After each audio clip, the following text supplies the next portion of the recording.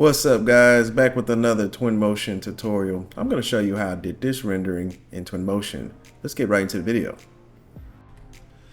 Alright, so first thing I want to do is give you a little bit of a tour of our 3D scene, just kind of show you what we're working with so you can kind of get a overall picture of what we have in our scene.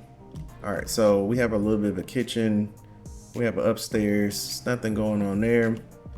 And we also have two large windows to kind of bring in some of that natural light into our scene.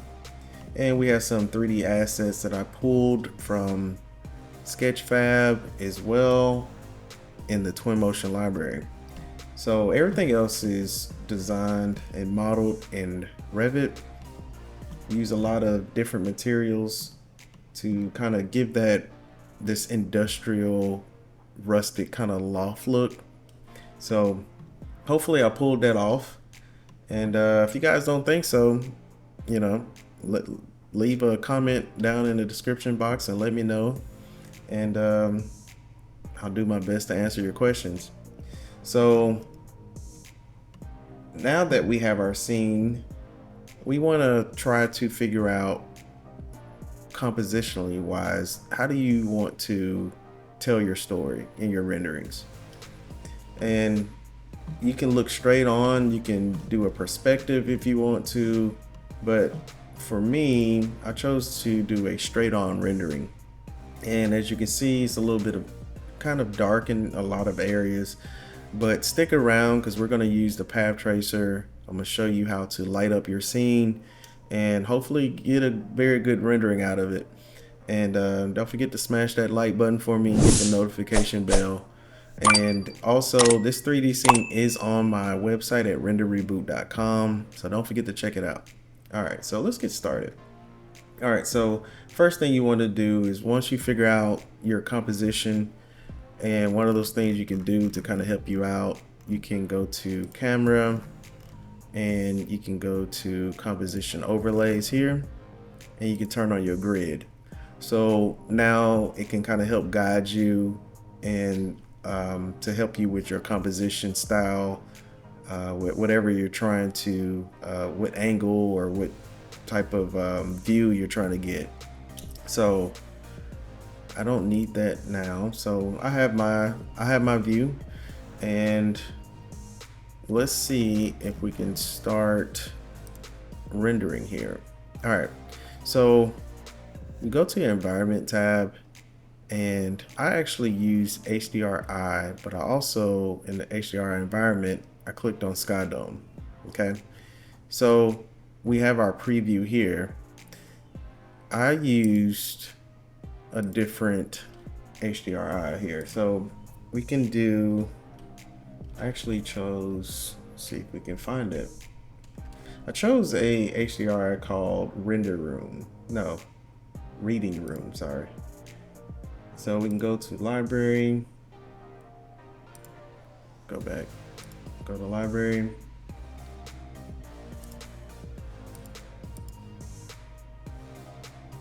See if we can find it in a search.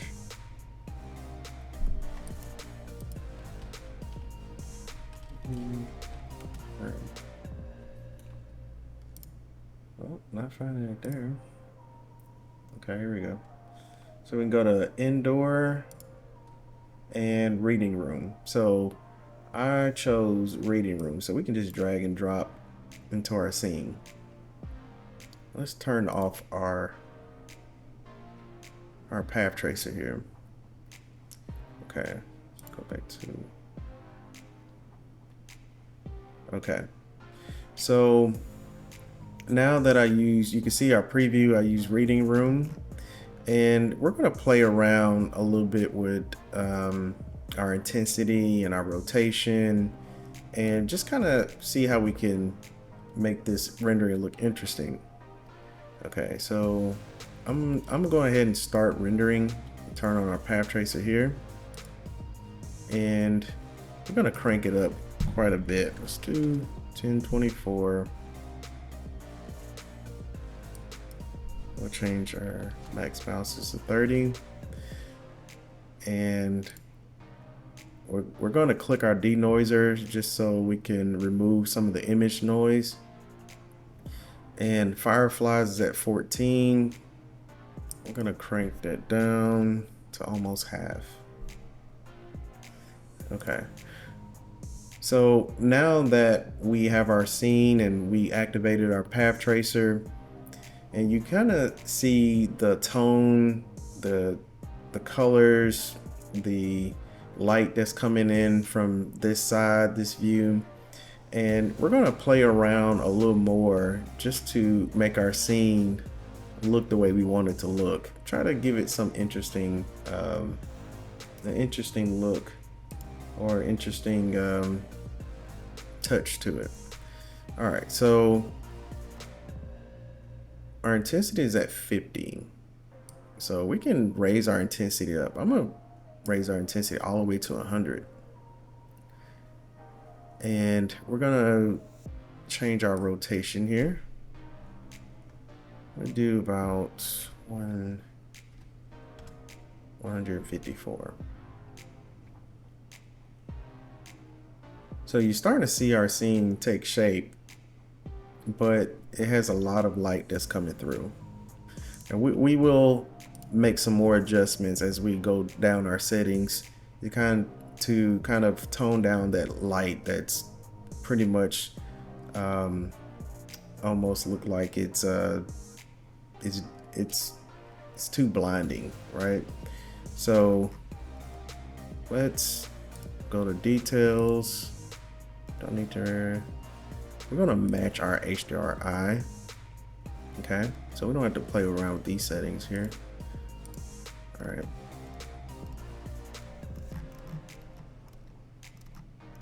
Okay, so now that we have that set, let's go to camera. So now we're gonna play with our exposure a little bit. So right now we have it at 1, and actually let's leave our exposure at 1. Let's play with our white balance. So our white balance is at 6900K. I want a more of a cooler look, so we'll do 4998. So as you can see, that changed the tone of our rendering. It doesn't look as warm, it looks a little cool. So that's pretty much what we're going for. All right, so tint here, I'm actually gonna change the tint to negative 0.07. And we click on our local exposure. Now our highlights is at 0.70, which is fine, and our shadows are at 1, so we'll keep that the same. Let's go to lens. So we're gonna click on use focal length, and right now we're at 18. Let's zoom in a little. I wanna be closer up, kind of a more closer up scene, so we can do 21. All right. So now that we have that, let's look into our details and our vignetting. So as you can see, we have a lot of that natural light coming in here. And what I want to do is kind of create a effect where it looks a little dark to kind of help contrast that light that's coming in. So I'm going to bring it all the way up to 100%. So as you can see, now I have a nice balance between light and dark, and sharpness is way too high. Let's go down to, I think, about 25%. Okay, you know what, let's not go that high with sharpness. Let's do 15%. I still want to give it, if you make it too sharp, you don't want to give it this rigid look. You want to give it a more natural look. So sharpen it too much will tend to give your images a more rigid and unrealistic look. So always be aware of that. Just kind of keep that in mind. All right, so we're gonna click our parallelism. All right, everything else looks fine. So here in rendering, my original rendering was a lot higher than that. It was actually 3,000 samples. So if you want to crank it up even higher, we can do that. We can do 3,000 samples. Our bounces are at 30. Emissive materials are checked. Denoiser is checked. Fireflies, we leave it at 8.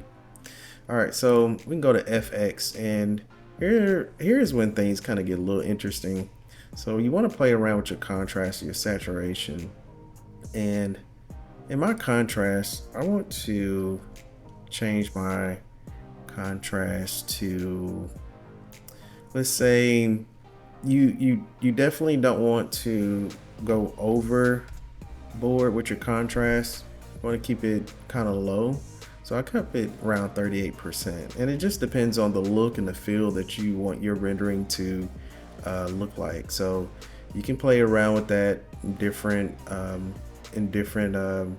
ways that you want your rendering to turn out. So saturation, we're gonna change that, and I want to make that 45%. All right, so another thing that I did with this particular rendering is that I actually did put a color gradient on it. I wanted to give it a different look, and I think that this overall looks pretty good, and I think we could have went with this look, but I wanted to make it look more interesting. So one of the things that I love about Twinmotion is having different options for color gradient to kind of change up your scene, just kind of play around on the different types of gradients that you can use with your scene to kind of give it a appeal. And I really think that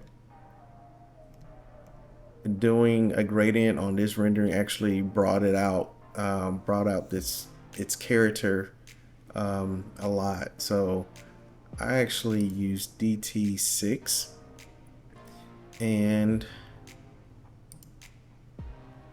I didn't put a filter on it. So you can go to image, and right now we have it at 2K. You can increase it to 4K. My highest output was 8K. I actually did 8K, but for this tutorial we can keep it at 4K.